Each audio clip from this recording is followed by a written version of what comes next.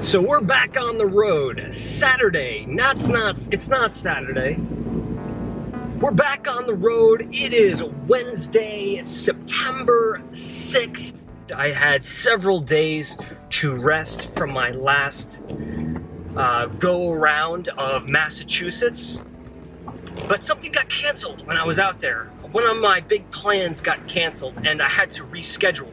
So now I gotta go all the way back out. I am a bit under the weather. I have been for almost a week now.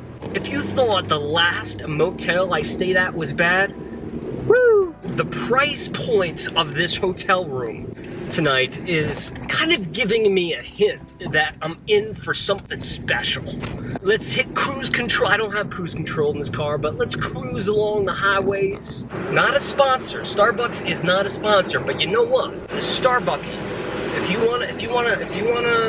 wanna sponsor something up, you wanna collaborate, you wanna collab like the kids say, I'm down. Just you know, contact me. I'm on MySpace.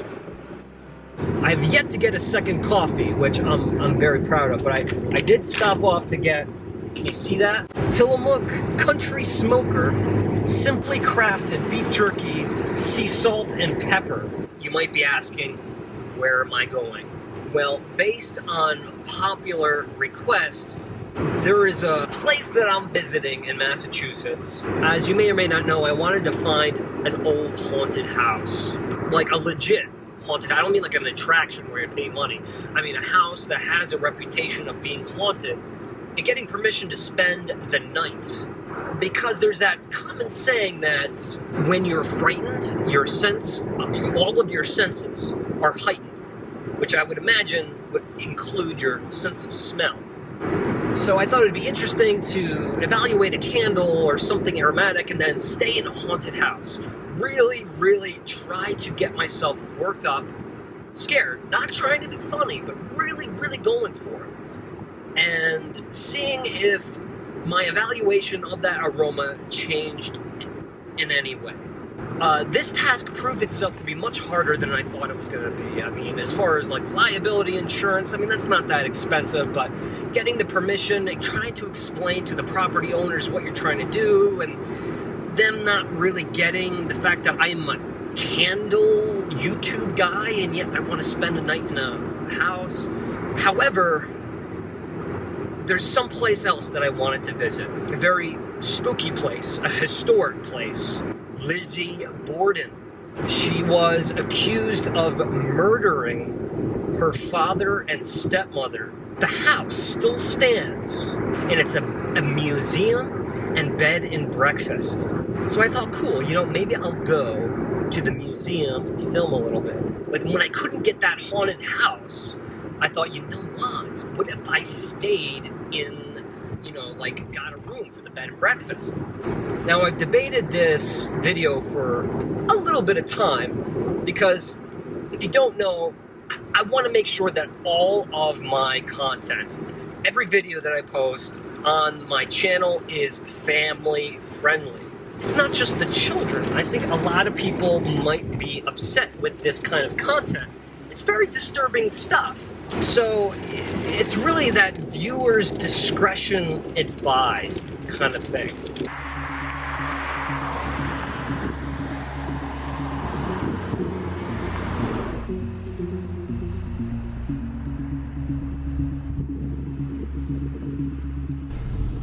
Oh man.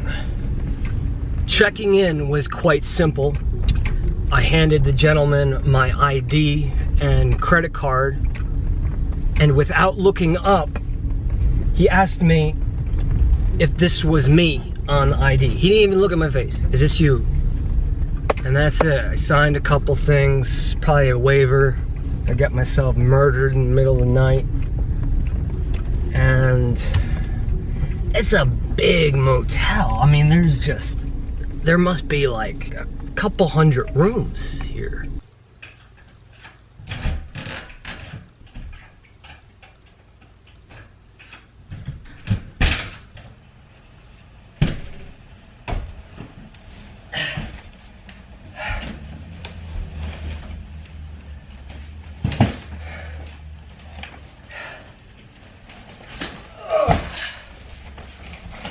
All right. Windows closed. Okay, malfunction. Nothing that can't be fixed. There's no lock on the door. Is that it? No reinforcements? Let's set you to high. It's very muggy out.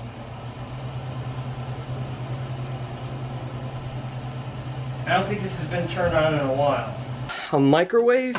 I mean, I don't know if you can get a sense of how small this is, but look.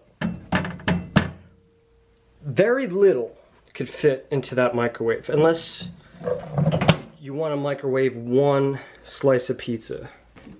And on the other hand, you have a refrigerator that's entirely way too big.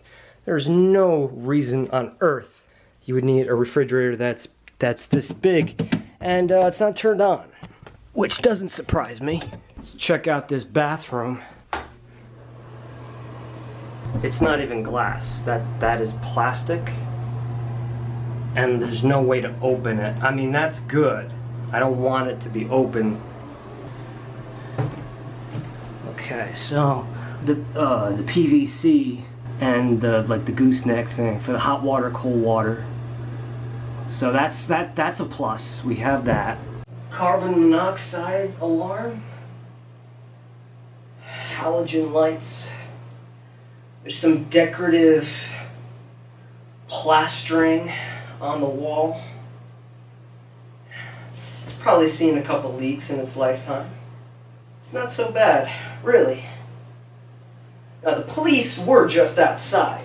Now, that's never a good thing, but maybe they're just keeping an eye on things, making sure that things are safe in this little town. They didn't look like they were in a rush to get anywhere, though.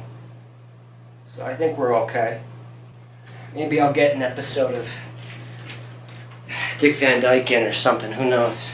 You can afford to always have the power you need, Trader. With prices starting at just $19.49. Well, my car is still there. Yes, so I did reinforce the door last night. All right, last night's coffee.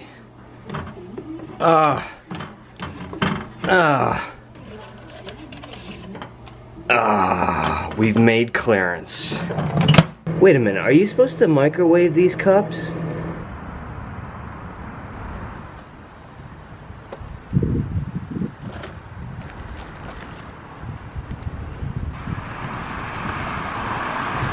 So no fooling around anymore, folks. I got friends in low places. In half a mile, turn left to merge onto I-195 west toward Fall River. So no more fooling around, folks. It is 7:05 in the a.m. on a Thursday, September 7th, I think.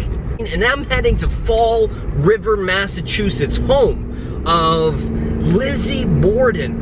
And the sky is so gloomy and covered in a thick blanket of clouds and fog. Something wicked this way certainly comes. And I wouldn't have it any other way. I do have my leftover... To merge onto I-195 west toward Fall River. The destination is on your right, 232nd Street. That's it. Oh, man, that's it.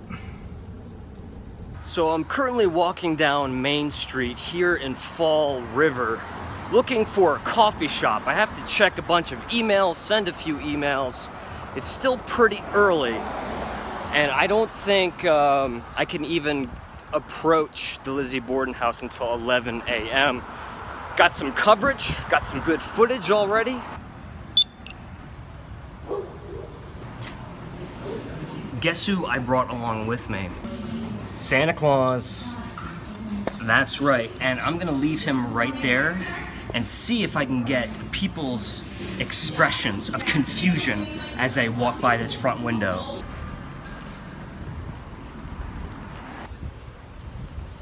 So I wrote my emails, got my coffee. I found out all of the other locations of where I need to visit today to get my shots. And they're all within a very small radius. So this should be, you know, I don't want to speak too soon, but this should be relatively easy. But, and it's still kind of early too, so far, so good.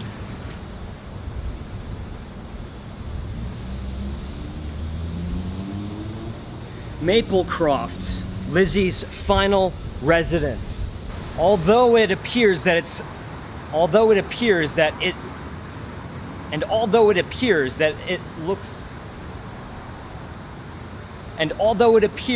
been left to rot, it is going through several phases of restoration to bring it to its former glory.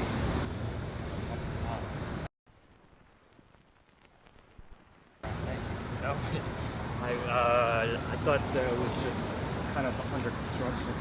That's Maplecroft? That's Maplecroft. Oh my God. I'm thinking that the whole time this is it. Thank you, sir. You just taught me a lot. Yeah, that's Lizzie Borden's house. All right. It was supposed to be a bed and breakfast. She fixed it all up. All of a sudden, that for sale sign went up like yesterday. And even though she was ostracized from her town, her community, and her church, Lizzie finally got her wish to live in the hills among the wealthy. Maplecroft. So right now I'm heading off to the cemetery where the Borden family plot is located. It's going to be the Oak Grove Cemetery.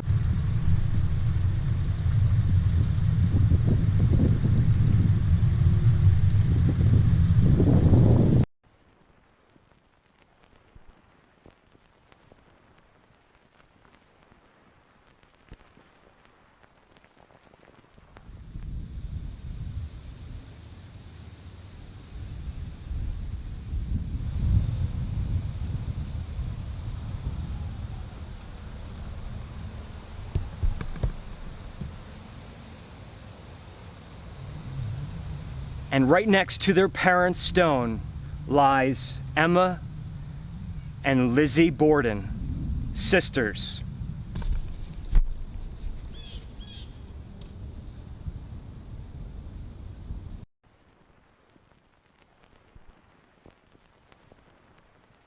I am at the Lizzie Borden House Museum and Bed and Breakfast, and I found a gentleman, Billy. He's gonna show me around the place. So let's go on inside and see some of the rooms. I'm excited, aren't you? Let's do it. Let's do it. I'm following you. Well.